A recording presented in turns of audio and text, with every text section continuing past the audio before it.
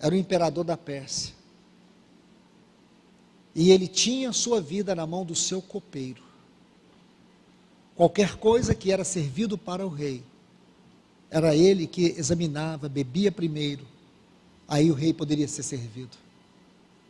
Se o rei fosse envenenado, ele era o primeiro a morrer. Sua vida estava, a vida do rei estava ali nas mãos daquele homem. Era uma posição única. Não era uma posição fácil de ser substituído. Esse era Neemias.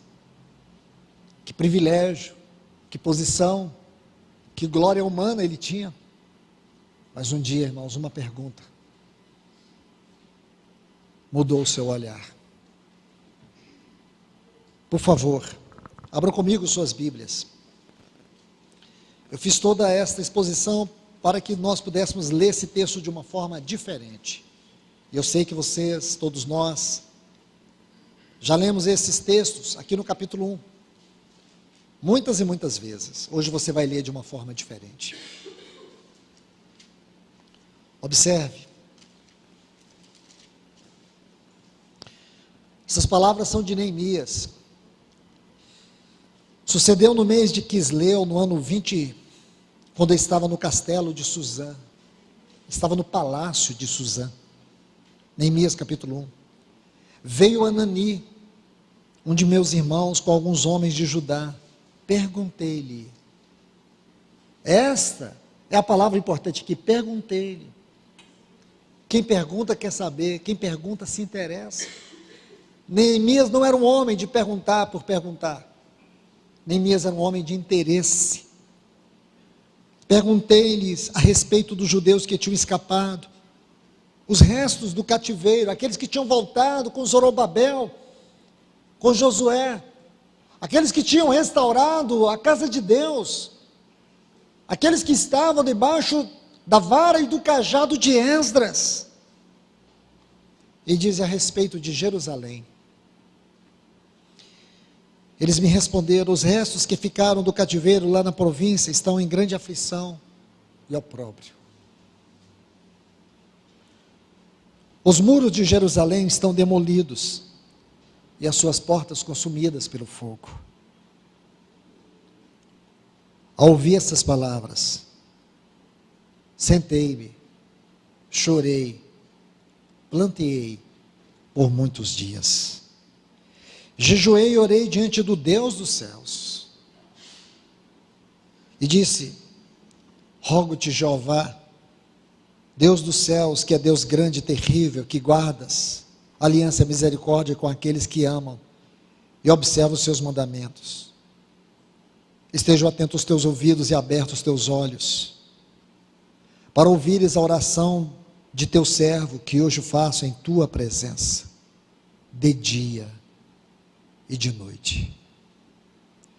Você pode perceber que um homem que passou a jejuar depois de uma pergunta, como ele estava jejuando, um homem que passou a orar depois daquela pergunta, ele não parava de orar, ele não parava de jejuar, ele não parava de clamar, na presença de Deus, de dia e de noite.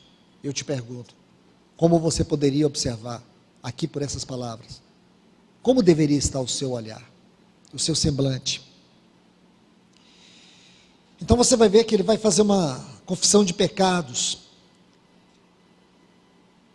E ele diz no versículo 8, lembra-te da palavra que ordenaste a teu servo Moisés, dizendo, se vós transgredirdes, eu vos espalharei por entre os povos, mas se vos converterdes a mim e guardareis os meus mandamentos e cumprirdes ainda, que os vossos dispersos estejam na extremidade do céu, contudo, de lá os ajuntarei e os reconduzirei para o lugar que escolhi para ali fazeres habitar o meu nome.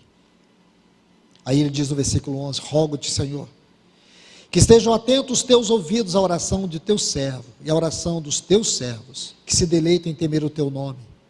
Faze hoje bem sucedido o teu servo e concede-lhe misericórdia diante deste homem. Ora, aí ele vai colocar essa frase. Essa frase não é qualquer frase, ele colocou no final da oração. Ele está querendo dizer, eu era o copeiro, eu era o homem mais importante para o rei no palácio. Meus irmãos, esse homem faz uma oração a Deus. Agora eu quero que você observe alguns pontos dessa oração. Ele ora e reconhece os pecados do seu povo como os pecados dele, como parte também dos seus pecados. Ele se inclui. Ele não se exclui. Ele se inclui. Ele se inclui na história, ele se inclui nas derrotas, nos fracassos, na degradação, na desolação, no opróbrio. Eu sei, irmãos, que para nós é muito fácil apontar todos os defeitos dos nossos irmãos de maneira em geral, os pecados deles. Mas a pergunta é: o que nós estamos fazendo para que o Senhor tenha o lugar do seu prazer aqui na terra? O que nós temos feito a partir de nós, que temos considerado ser a casa de Deus, e batalhamos para isso, para que o Senhor encontre em nós a sua Filadélfia, para que o Senhor encontre em nós a sua Betânia, para que o Senhor encontre em nós a sua noiva, a sua nova Jerusalém, mesmo que ela ainda não esteja glorificada. Então, meus irmãos e irmãs, o que nós estamos fazendo? Você vê que o coração desse homem, quando ele olha para toda a ruína, para toda a apostasia, para tudo que estava acontecendo com aquilo que é chamado povo de Deus, aquilo que era chamado povo de Deus, ele se coloca diante de Deus, e ele se coloca como sendo ele a resposta para aquilo que ele mesmo estava orando. Ele não estava orando para Deus enviar outros, ele estava orando para Deus enviar ele. Ele não estava orando para que Deus fizesse algo com outros, ele estava orando para que Deus começasse a fazer a partir dele. Talvez você olhe para Neemias como aquele que foi enviado pelo imperador para poder restaurar os muros de Jerusalém, mas eu quero que você olhe de uma outra forma, olhe de uma perspectiva espiritual. Ele foi aquele que se colocou como sendo a resposta para aquilo que ele estava orando. Ele foi aquele que orou para que Deus começasse a restauração a partir da vida dele. Nós precisamos mudar as nossas orações. Nós precisamos mudar a maneira que nós oramos. Nós não temos que pedir um avivamento a partir do outro, mas começar um avivamento a partir da nossa vida, a partir da minha vida. Você vai ver que ele ora pelos seus pecados. Observe o que ele diz aqui, só um detalhe.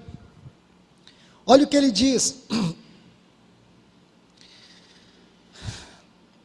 No versículo 6, esteja atento os teus ouvidos e abertos os teus olhos para ouvires a oração de teu servo, que eu hoje faço em tua presença, de dia e de noite, pelos filhos de Israel, teus servos, confessando eu os pecados dos filhos de Israel, que temos cometido contra ti, eu, e a casa de meu pai temos pecado, perversamente temos procedido contra ti, e não temos guardado os teus mandamentos, nem os teus estatutos, nem os juízos que ordenaste ao teu servo Moisés. Irmãos, a minha pergunta é: aonde está esse coração hoje, diante de Deus, aqui nesse lugar? Porque nós estamos esperando o próximo culto, a próxima reunião, o próximo evento. Eu temo, irmãos, que nós fiquemos de agenda em agenda e esqueçamos disso, irmãos. Nós corremos o risco de ficar presos à nossa agenda, às nossas reuniões, e a gente não se atentar para uma questão como essa. Eu falo isso a partir da minha vida. Por quê? Porque assim como muitos irmãos, eu também tenho a sensação que nós estamos perto de encontrar o nosso Senhor.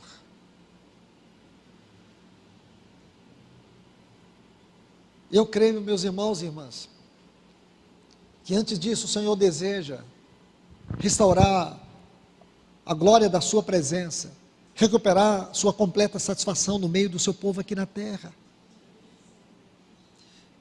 Encontrar um povo adequado, um povo que o ama de verdade, um povo que o sirva de verdade.